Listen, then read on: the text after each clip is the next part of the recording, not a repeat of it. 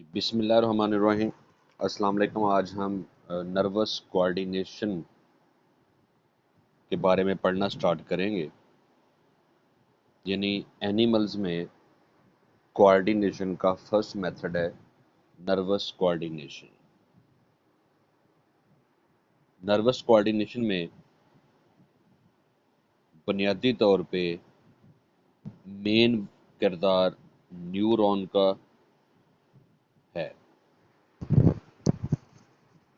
इस कोऑर्डिनेशन के लिए बॉडी के अंदर न्यूरॉन का नेटवर्क होना ज़रूरी है और ये न्यूरॉन आपस में डायरेक्ट भी अटैच हो सकते हैं या इनके दरमियान में कनेक्शन नर्वस सिस्टम के थ्रू भी हो सकता है। वो हम जब जैसे जैसे आगे पढ़ते जाएंगे ये बात और वाज़ेह होती चली जाएगी।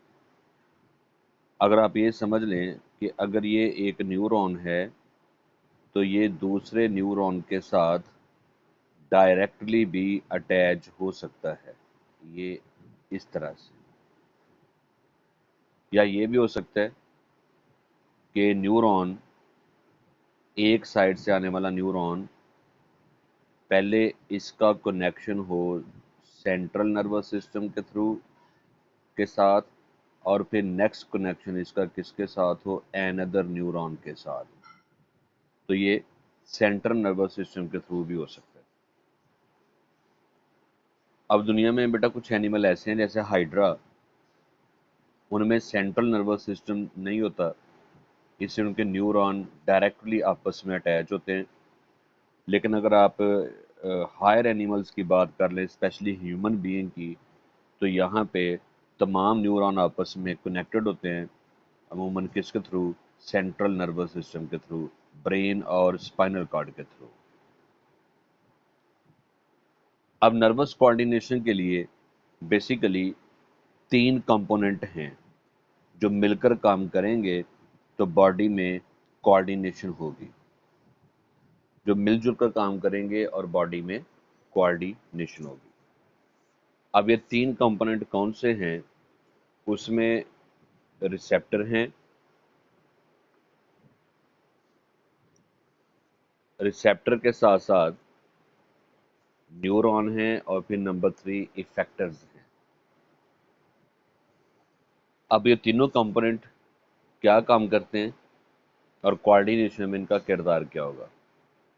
मैं एक डायग्राम बनाता हूँ, स्क्रीन पे ध्यान रखिएगा। कोऑर्डिनेशन के लिए सबसे पहले कोई सेल या कोई स्ट्रक्चर होगी बॉडी में जो स्टिमुलस को रिसीव करेगी। इस स्ट्रक्चर को रिसेप्टर का नाम दिया जाएगा। जिसने स्टिमुलस को रिसीव करना है, एक्सटर्नल और इंटरनल एनवायरनमेंट में आने वाली चेंजेस को रिसीव करना है। फिर ये स्टिमुलस एक और न्यूरॉन को ट्रांसफर कर दी जाती है, दैट इज सेंसरी न्यूरॉन। और फिर सेंसरी न्यूरॉन जाकर अटैच होता है ब्रेन या स्पाइनल कॉर्ड के साथ, जिसको आप सेंट्रल नर्वस सिस्टम भी कहते हैं। ये अब सेंट्रल नर्वस सिस्टम के अंदर भी न्यूरॉन होते हैं, लेकिन वो न्यूरॉन की एक अलग टाइप है, इंटर न्यूरॉन उनको कहा जाता है। ये ब्लू कलर में ड्रॉ किए हैं। फिर इंटर न्यूरॉन जो है वो ये मैसेज कन्वे कर देंगे, इम्पल्स भेजेंगे एक और न्यूरॉन को, इसको मोटर न्यूरॉन कहा जाता है। और फिर ये मोटर न्यूरॉन आगे बॉडी के एक और पार्ट के साथ अटैच होगा जिसने अपना रिस्पांस देना है। इस पार्ट को इफेक्टर कहा जाता है। अब इफेक्टर जो है ये बॉडी के मसल्स भी हो सकते हैं, बॉडी का कोई ग्लैंड भी हो सकता है, या बॉडी का कोई और पार्ट भी हो सकता है। तो अब रिसेप्टर वो स्ट्रक्चर हो गई जिन्होंने स्टिमुलस को डिटेक्ट करना है, और इफेक्टर वो हो गए जिन्होंने रिस्पांस देना है। अब रिसेप्टर और इफेक्टर के दरमियान कम्युनिकेशन के लिए बीच में नेटवर्क किसका होगा? न्यूरॉन का। और ये न्यूरॉन बेसिकली 3 टाइप के हैं। इनमें से एक टाइप है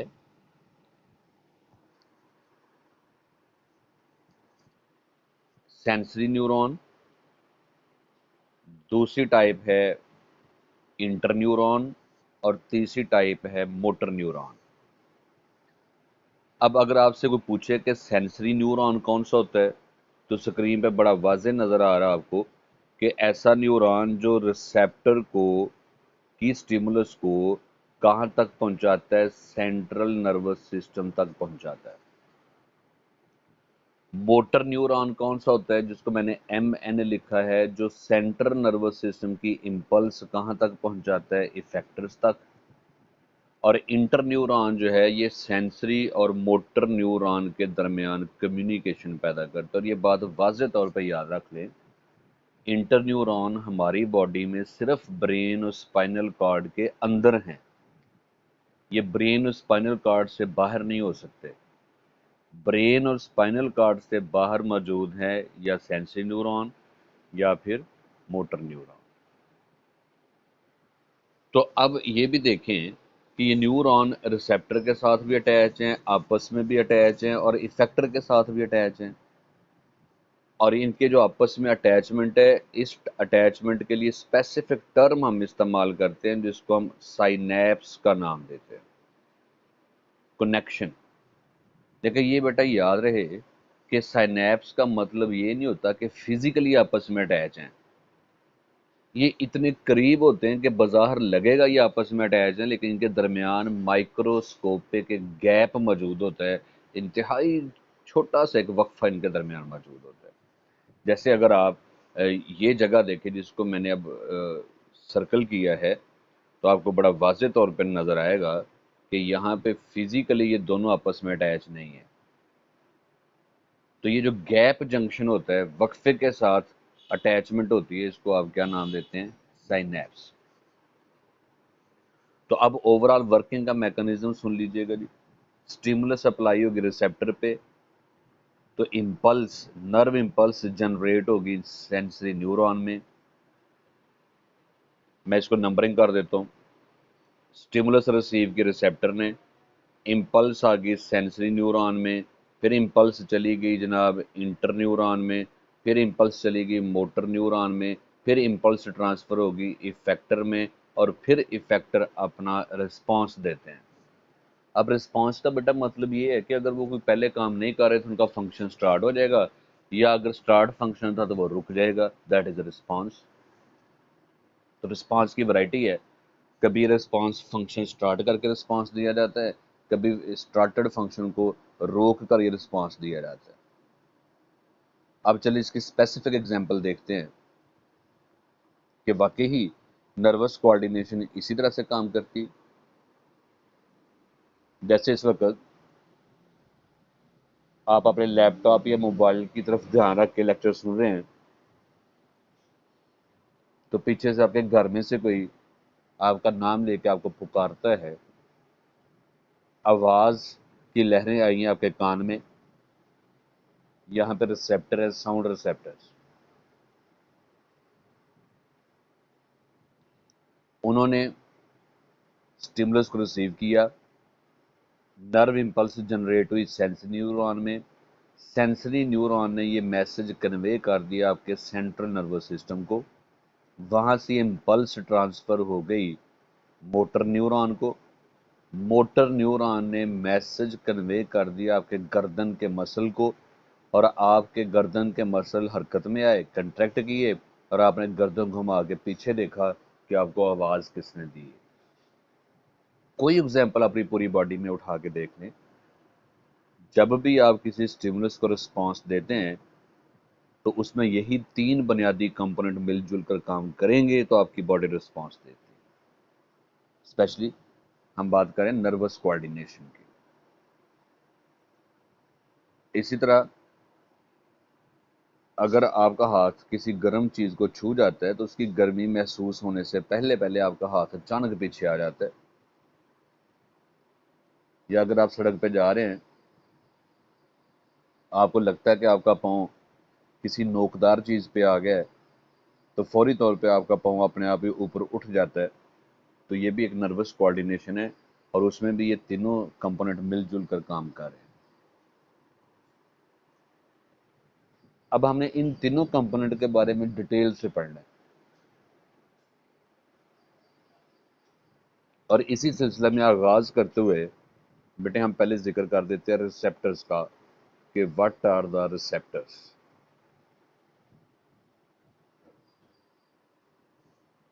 तो रिसेप्टर बेटा याद रखिएगा, डेफिनेशन इसकी, बॉडी में कोई भी सेल, इवन के कोई भी न्यूरॉन, सेंसरी न्यूरॉन स्पेशली, या कोई ऑर्गन जो किसी स्टिमुलस को डिटेक्ट कर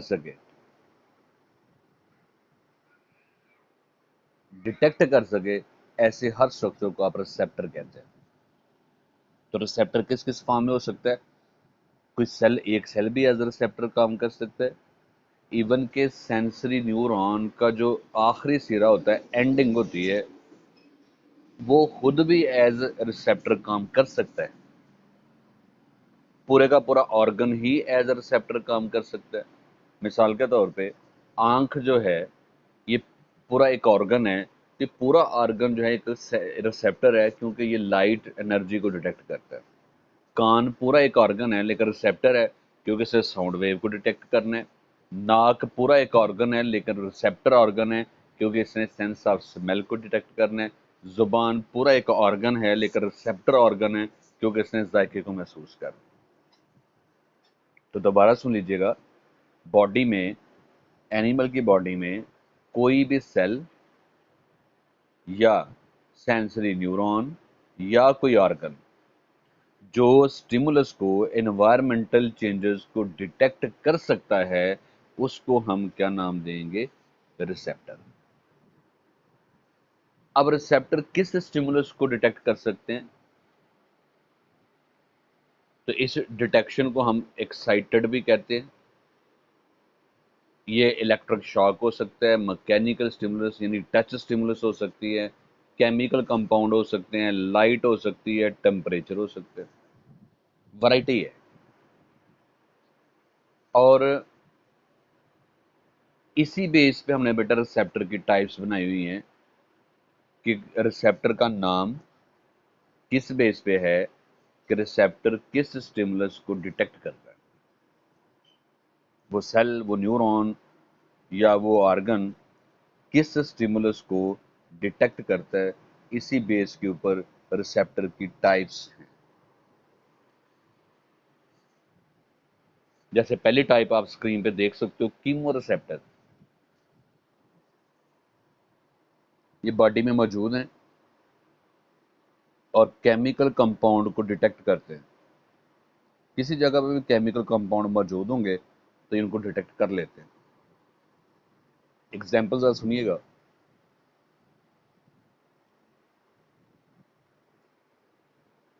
स्मेल और टेस्ट वाले रिसेप्टर, बेटा देखो, जो आप फूड खाते हो उसमें जो केमिकल कंपाउंड होते हैं उनको डिटेक्ट करते हैं जुबान पे मौजूद टेस्ट रिसेप्टर, और फिर उनका जायका महसूस होता है। स्मेल रिसेप्टर कहाँ पे होते हैं? नेजल कैविटी में। और स्मेल भी आप बेटा किसी केमिकल कंपाउंड की महसूस करते हैं। तो ये जायका महसूस करने वाले और स्मेल महसूस करने वाले जो रिसेप्टर हैं, ये बेसिकली स्मेलर केमिकल रिसेप्टर्स होते हैं, कीमो रिसेप्टर होते हैं। इवन के उसके अलावा ब्लड में कार्बन डाइऑक्साइड की मिकदार कितनी है, ऑक्सीजन की मिकदार क्या है, ग्लूकोज, अमाइनो एसिड और फैटी एसिड की मिकदार क्या है, ये भी चूंकि केमिकल कंपाउंड है। अब इनको डिटेक्ट करने के रिसेप्टर ब्लड वेसल में नहीं है, ये ब्रेन का एक पार्ट है, हाइपोथैलेमस, वहां पे इसके रिसेप्टर है। फर्स्ट ईयर में आपको याद होगा जब हमने ब्रीथिंग चैप्टर पढ़ा था, ह्यूमन ब्रीथिंग, उसमें मैंने बताया था कि आपकी ब्रीथिंग कंट्रोल कैसे हो रही है। एरोबिक रेस्पिरेशन की वजह से, एरोबिक रेस्पिरेशन की वजह से कार्बन डाइऑक्साइड प्रोड्यूस हो रही है हमारे सेल के अंदर, और वो सारी कार्बन डाइऑक्साइड लम्हा लम्हा किसके अंदर आ रही है? ब्लड के अंदर, हर वक्त ब्लड के अंदर आ रही है। जब ये ब्लड कार्बन डाइऑक्साइड लेकर ब्रेन के करीब से गुजरता है तो हाइपोथैलेमस में मौजूद रिसेप्टर डिटेक्ट कर रहे हैं कि करीब से गुजरने वाले ब्लड में कार्बन डाइऑक्साइड की अमाउंट कितनी है। जब वो डिटेक्ट करते हैं कि अमाउंट बहुत ज़्यादा है तो फिर हाइपोथैलेमस मैसेज कन्वे करता है। ब्रेन का एक पार्ट है medulla oblongata. Medulla oblongata analyse करता है, जैसा कार्बन डाइऑक्साइड की कंसंट्रेशन हाई है, इसको बाहर निकालने बॉडी में से, तो मेडुला ओब्लांगेटा मैसेज भेजता है आपके चेस्ट कैविटी को, इंटरकॉस्टल मसल को, डायाफ्राम को। ये सारे मिलकर काम करते हैं तो एक्सहेलेशन का प्रोसेस स्टार्ट होता है और ये सारी एयर या कार्बन डाइऑक्साइड बॉडी से बाहर भेज दी जाती है। इसी तरह फर्स्ट में आपको बताया कि आपको भूख का एहसास कैसे होता है, आपको कैसे पता चलता है कि आपको भूख लगी, आपके ब्रेन को कैसे पता चलता है आपको खाने की ज़रूरत है। वो एक्चुअली हाइपोथैलेमस में मौजूद की केमिकल रिसेप्टर डिटेक्ट कर लेते हैं कि ब्लड में ग्लूकोज की क्वांटिटी बहुत कम रह गई, नॉर्मल से कम हो गई। तो फिर ब्रेन आप में खाने की ख्वाहिश उभारता है ताकि आप फूड खाएं, ग्लूकोज आपके ब्लड में दाखिल हो और आपके ब्लड में ग्लूकोज का लेवल हाई रहे, नॉर्मल रहे। तो याद रहें कि ये जो ब्लड के अंदर केमिकल कंपाउंड हैं, इनको डिटेक्ट करने के रिसेप्टर ब्रेन के किस पार्ट के पास हैं? हाइपोथैलेमस के पास हैं। ये बेटा बिल्कुल, इसको मैं एक बड़ी कॉमन एग्जांपल से आपको समझाता हूँ कि फर्ज करें आप एक दरिया के किनारे खड़े हैं, आप अपने आप को समझे आप ब्रेन का एक पार्ट है। ये जस्ट समझाने के लिए आपको बता रहा हूँ। आपकी ड्यूटी लगा दी जाए कि जी आपने ये बताना है कि इस पानी जो करीब से गुजर रहा है, इसकी सतह पे कौन कौन सी चीज़ें गुजरती देखी हैं आपने? कहीं पे प्लास्टिक का कोई बैग है, कहीं पे जो है वो कोई डेड बॉडी गुजरी है किसी एनिमल की, कहीं से दरख्त के जड़े हुए पत्ते इस पानी में मौजूद हैं। तो आपको कॉपी पेन से पकड़ा के कहते हैं नोट करते जाए, और आपसे ये कहा जाएगा अगर डेड बॉडी ज़्यादा आप देख रहे हैं तो फौरी तौर पर आपने इतला देनी है, ताकि अंदाज़ा लगाया जाए पीछे कहीं फ्लडिंग तो नहीं है, पीछे कहीं सैलाब तो नहीं आया हुआ। तो आप वो नोट करते जा रहे हैं। ज़ाहिर बात आपकी ड्यूटी लगी कि आपने देखना है कि डेड बॉडी कितनी गुजरी है यहाँ से किसी एनिमल की। कोई फिश हो सकती है, कोई फ्रॉग हो सकता है, कोई और एनिमल हो सकता है। तो वो आप नोट करते जा रहे थे, आपने देखा कि ये फ्रीक्वेंटली बार बार कोई डिफरेंट एनिमल की डेड बॉडी यहाँ से मेरे सामने से गुजर रही है। तो फिर आप पीछे हेडक्वार्टर को जो है वो इतला देते हो, क्या बात है, ये डेड बॉडी ज़रूरत से ज़्यादा क्यों गुजर रही है। फिर वो हेडक्वार्टर जायजा लेता है कि प्रॉब्लम कहाँ पे। बिल्कुल एग्जैक्टली आपके नर्वस सिस्टम का रिसेप्टर का काम करने का, स्पेशली कीमो रिसेप्टर के काम करने का तरीका बेटा यही है कि जैसे जैसे ये ब्लड सर्कुलेट होता हुआ उन ब्लड कैपिलरी में से गुजरता है जो हाइपोथैलेमिक रीजन में है, तो वहाँ पे डिफरेंट केमिकल रिसेप्टर मौजूद हैं जो जिनकी ड्यूटी अलग अलग है। उन्होंने साथ साथ डिटेक्ट कर लेना है कि कौन सा केमिकल कंपाउंड कितनी कंसंट्रेशन में है, नॉर्मल में है, कम है या हाई है। उस लिहाज से फिर रिस्पॉन्स आएगा। ओके जी। तो उसके बाद आगे जी रिसेप्टर की एक और टाइप आ गई है जी, मैकेनो रिसेप्टर। बेटा ये मैकेनिकल स्टिमुलस को डिटेक्ट करते हैं। अब वो मैकेनिकल स्टिमुलस टच हो सकता है, प्रेशर हो सकता है, हियरिंग हो सकता है, इक्विलिब्रियम में हो सकता है। आपको पता है सुनना और बॉडी का बैलेंस मेंटेन करना, करवाना, ये काम कान का है, ईयर का काम है ये। लेकिन इसके लिए बेटा बाकायदा कोई रिसेप्टर्स नहीं है, सेल नहीं है, बल्कि एक्चुअली सेंसरी न्यूरॉन के एंड ही एज अ रिसेप्टर काम करते हैं। इसको मैं समझाता हूँ आपको कैसे ये काम करते हैं, जरा स्क्रीन पे ध्यान रखिएगा जी। अब आप ये सपोज कर ले कि ये आपकी स्किन है। अब बेटा आपकी स्किन के नीचे टच फील करने के लिए बाकायदा कोई रिसेप्टर सेल की शक्ल में अलग नहीं है, बल्कि पता क्या होता है, आपकी स्किन के बिल्कुल नीचे सेंसरी न्यूरॉन का ही आखिरी सिरा, ये बिल्कुल स्किन के नीचे होता है ये। तो जब भी कोई स्टिमुलस अप्लाई होगी तो सेंसरी न्यूरॉन खुद इसको डायरेक्टली डिटेक्ट कर लेता है। इसे तो मैं बार बार कह रहा हूँ कि कहीं पे सेंसरी न्यूरॉन खुद एज रिसेप्टर काम कर लेते हैं। अब ये देखें ये सेंसरी न्यूरॉन का जो एंड है जिसको मैंने सर्कल किया ब्लू कलर से, तो ये फ्री एंड है। देखो इसके इर्द गिर्द कोई और कवरिंग नहीं है, प्रोटेक्टिव लेयर नहीं है, सिंपल सेंसरी न्यूरॉन का आखिरी सिरा स्किन के नीचे अटैच है, इसको फ्री एंडिंग कहा जाता है। और ये भी हो सकता है कि सेंसरी न्यूरॉन का जो ये एंड है ये निस्बतन थोड़ा चौड़ा हो, बाकी सेंसरी न्यूरॉन वैसे का वैसा ही होगा। अब इसको कह देंगे आप expanded tip, expanded tip ending. ये लिप एंडिंग नहीं है, टिप एंडिंग है कि सेंसरी न्यूरॉन का आखिरी सिरा थोड़ा चौड़ा हो चुका है और ये स्टिमुलस को रिसीव कर है। या ये भी हो सकता है कि ये स्ट्रे एंडिंग हो। स्ट्रे एंडिंग का मतलब इसके आगे फर्दर ब्रांचेस बनी हो।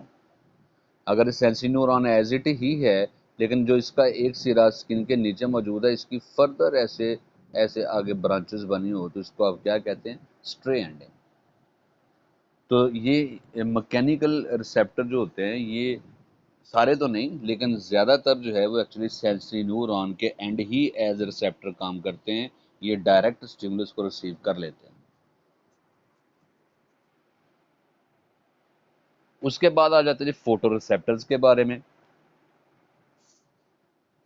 ये लाइट एनर्जी को डिटेक्ट करते हैं और लाइट एनर्जी आपको पता है इलेक्ट्रोमैग्नेटिक रेडिएशंस होती हैं, इसलिए इन रिसेप्टर को इलेक्ट्रोमैग्नेटिक रिसेप्टर भी कहा जाता है। और ये बेटा आंख के अंदर मौजूद है रिसेप्टर।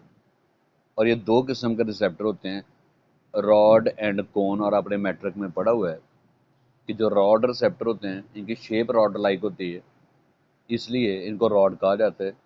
और ये आप में सलाहियत पैदा करते हैं कि आप डार्क और वाइट में पहचान कर सकते हैं, रोशनी और अंधेरे का फ़र्क कर सकते हैं आप। और जो कोन्स होती हैं, इन रिसेप्टर की शेप कोन लाइक होती है, नोकदार होते हैं। और ये एक्चुअली आप में कलर विजन का एहसास पैदा करते हैं। आप इनकी वजह से मुख्तलिफ रंगों में तमीज़ कर सकते हैं, मुख्तलिफ रंगों में पहचान कर सकते हैं। तो ये आँख के अंदर ये रिसेप्टर मौजूद हैं। उसके बाद थर्मो रिसेप्टर हैं। ये थर्मो रिसेप्टर ये भी एक्चुअली सेंसरी न्यूरॉन के एंड ही होते हैं, जो मुख्तलिफ जगहों पे बॉडी में मौजूद हैं, स्किन के नीचे मौजूद हैं। उसके अलावा ये हाइपोथैलेमस में भी मौजूद होते हैं थर्मो रिसेप्टर। उसके अलावा ये बॉडी के ये मसल्स जो हैं यहाँ पे भी होते हैं, बॉडी के जो इनर आर्गन होते हैं वहाँ पे भी होते हैं। लेकिन आपके सिलेबस की हद तक आप यही समझें कि थर्मो रिसेप्टर कहाँ पे मौजूद हैं, आपकी स्किन में मौजूद हैं या हाइपोथैलेमस में मौजूद हैं। तो इसकी वजह से आपको सर्दी गर्मी का एहसास होता है।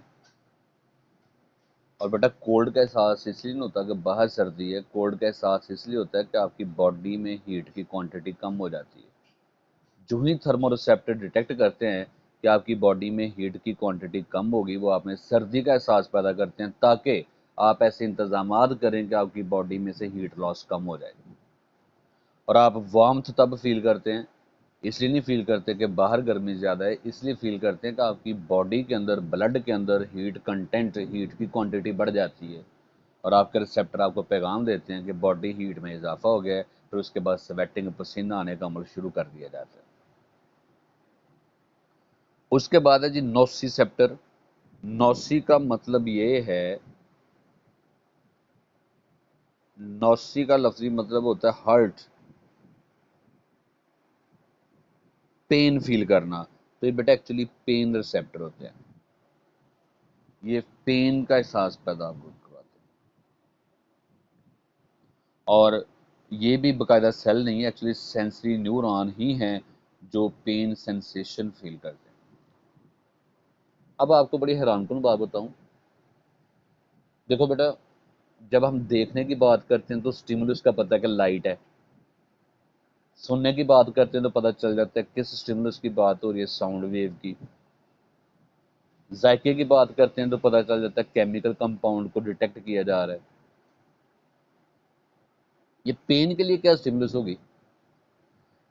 कोई भी स्टिमुलस जो आपकी बॉडी के लिए डैमेजिंग होना शुरू हो जाए, जैसे टेम्परेचर ही है, अगर ये इतना शदीद हो जाए, हाई हो जाए या इतना लो हो जाए कि आपके बॉडी पार्ट को डैमेज करना शुरू कर दे, तो फिर उसको एज पेन फील आपको करवाया जाता है ताकि आप उससे बचें। जैसे अगर आपके कान में जोर से कोई हॉर्न बजाया जाए कोई कान के करीब है, तो अभी भी ये साउंड वेव ही, लेकिन चूंकि इतनी हाई इंटेंस साउंड वेव आपके कान को, आपके कान के पर्दे को नुकसान पहुंचा सकते हैं, इसलिए इसको सिर्फ आवाज़ के तौर पे नहीं आपको पहचान करवाई जाएगी, इसके साथ इसकी दर्द का भी एहसास पैदा करवाया जाएगा ताकि अब दूसरी दफ़ा आप इससे बचें। इसी तरह अगर आप अपने छोटे भाई को ऐसे स्किन के ऊपर आराम से हाथ लगाते हैं, टच करते हैं आप उसको, इट इज़ टच स्टिमुलस। लेकिन अगर आप इसी टच को और प्रेशर लगा दें, चुटकी की शक्ल में ले जाएं, दबाएं, ज़ोर से उंगलियों में दबाएं, तो बेटा ये टच तो है, प्रेशर तो है, लेकिन साथ इसके दर्द का एहसास इसलिए पैदा करवाया कि अब अगर आपने मज़ीद एक्टिविटी दोहराई तो स्किन के अंदर जो ब्लड कैपिलरी है वो डैमेज हो सकती। इसलिए फिर उसके साथ किसका एहसास पैदा करवाया जाता है? पेन का एहसास पैदा करवाया जाता है। और दर्द जो है ना नेमत है अल्लाह ताला की, पहले भी आपको बताया हुआ है कि अगर जिस्म के ज़ारी हिस्से पे कहीं पे कोई चोट आई है वो तो हमें नज़र आ जाती है, हम उसका तो बंदोबस्त कर लेते हैं, लेकिन अगर बॉडी के इनर पार्ट में कहीं पे कोई ज़ख्म आता है, जैसे इंटेस्टाइन में, किडनी में, लीवर में, तो अगर उसमें दर्द नहीं होगी तो आपको कैसे पता चलेगा कि इनको डैमेज हुआ है? दर्द होगी तो आपको एहसास पैदा होगा कि कोई ख़राबी है, देयर इज़ समथिंग रॉन्ग। तो फिर आप उसको चेक करवाते हो, बाकायदा डायग्नोज करवाने की कोशिश करते हो, तशख़ीस करवाते हो कि क्या प्रॉब्लम है। उसके बाद जी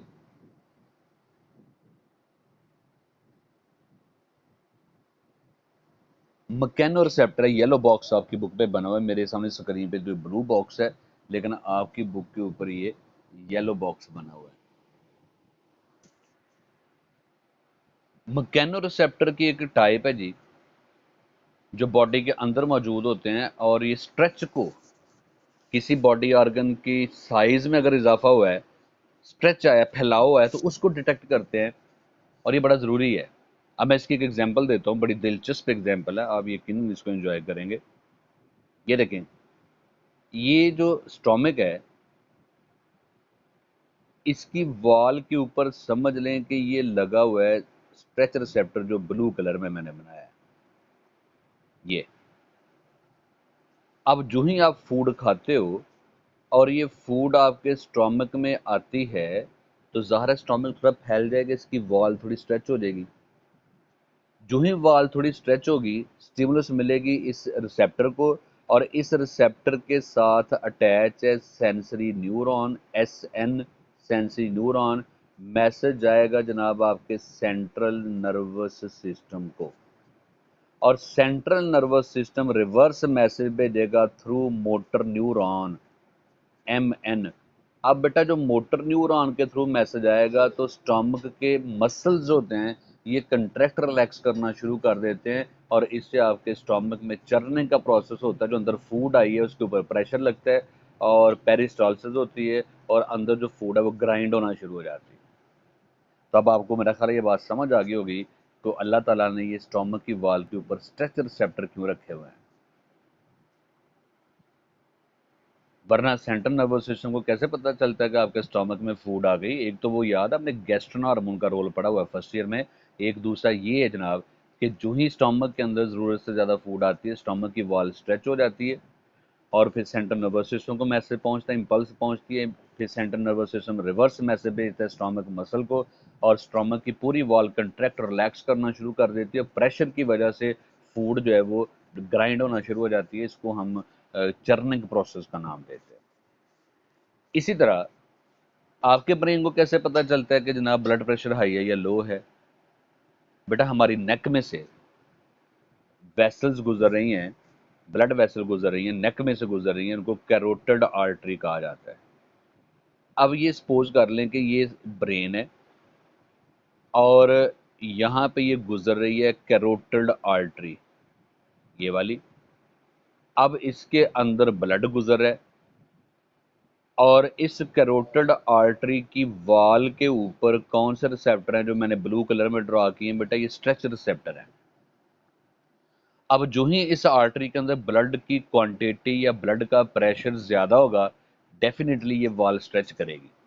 जब प्रेशर ज़्यादा होगा तो ये आर्टरी थोड़ी एक्सपैंड करेगी, फैलेगी।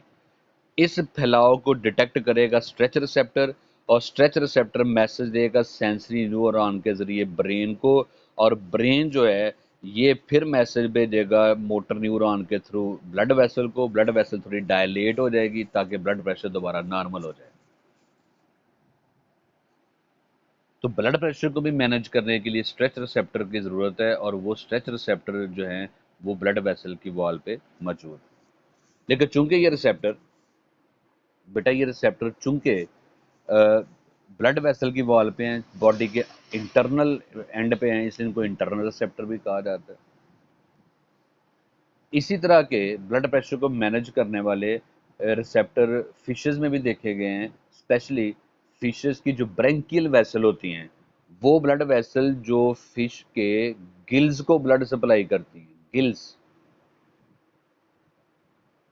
उन ब्लड वेसल को ब्रेंकियल वेसल कहा जाता है, which supply blood to the gills. वहां पे भी ये स्ट्रेच रिसेप्टर देखे गए हैं।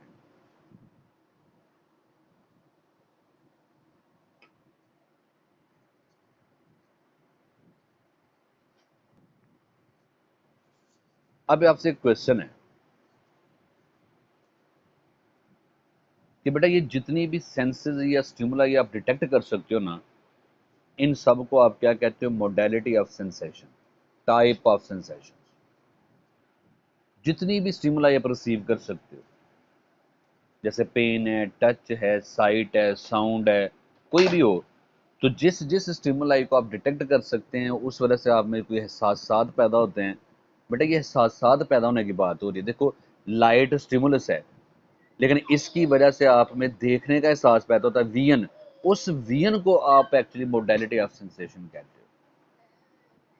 स्टिमुलस है साउंड वेव, लेकिन इसकी वजह से फिर आप में जो सुनने का एहसास पैदा होता है, हेयरिंग, वो फिर आगे क्या है? सेंसेशन। तो जितने भी हमारे एहसासात हैं, जो हमारी फीलिंग्स हैं, ये सारी क्या कहलाती हैं? Modalities of sensation. लेकिन मेरा सवाल बड़ा दिलचस्प, अगर आप गौर फरमाएं, आपकी बुक में भी लिखा हुआ है। देखो, तमाम रिसेप्टर से मैसेज ब्रेन तक जाना, ब्रेन से इफेक्टर तक जाना, इफेक्टर का रिस्पांस देना, बेटर मैकेनिज्म तो एक जैसा है। मसलन देखो, अगर कान में से मैसेज ब्रेन को जा रहा है तो बेटा सेंसरी न्यूरॉन के थ्रू जाना है, और जो नर्व इंपल्स गुजर रही है उसकी केमिकल नेचर भी एक जैसी है। अगर नाक में से कोई स्टिमुलस का पैगाम ब्रेन तक जाना है तो वही सेंसरी न्यूरॉन के थ्रू ही जाना है, और सेंसरी न्यूरॉन में वही सेम इम्पल्स। तो ये मुख्तलिफ एहसास कैसे पैदा हो गए? ये बिल्कुल ऐसे ही है, घर में जितने भी बिजली की तारें हैं, वायरिंग आपकी, उसमें सबसे करंट तो एक जैसे ही गुजर है, फ्लो ऑफ इलेक्ट्रॉन, करंट की नेचर तो एक जैसी है। तो ये फिर कैसे फैसला होता है कि एक बटन ऑन करें तो फिर पंखा ऑन होता है, दूसरा बटन ऑन करें तो लाइट ऑन होती है?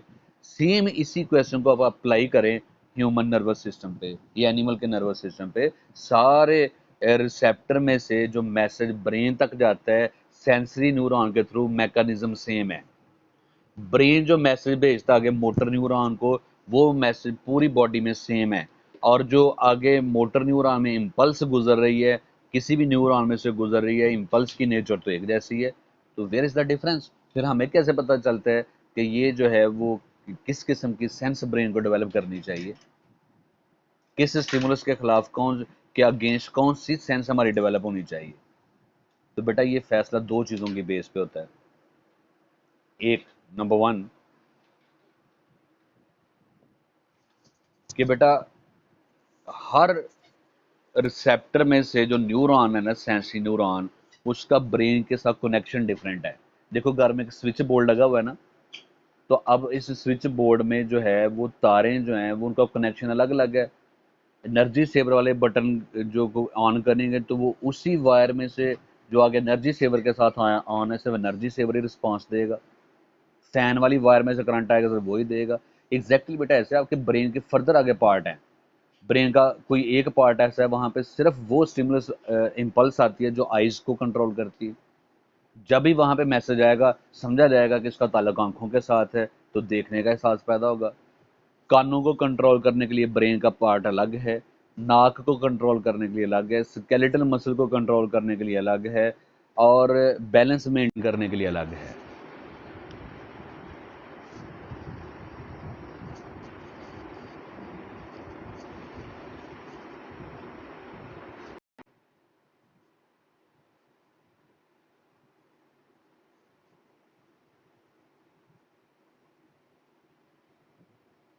जी, तो पहला फ़र्क क्या होता है जी? डिपेंड करेगा कि रिसेप्टर में से जो सेंसरी न्यूरॉन ब्रेन की तरफ जा रहा है, वो ब्रेन के किस पार्ट के साथ अटैच है।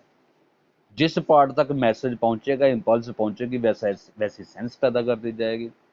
और दूसरा, इसका बेटा मतलब ये नहीं है कि अगर आप आंखों की तरफ से जाने वाला सेंसरी न्यूरॉन ब्रेन के उस पार्ट के साथ कनेक्ट कर दें जो कानों को कंट्रोल कर रहा है, तो क्या आपकी आंखें सुनना शुरू कर देंगी? नहीं।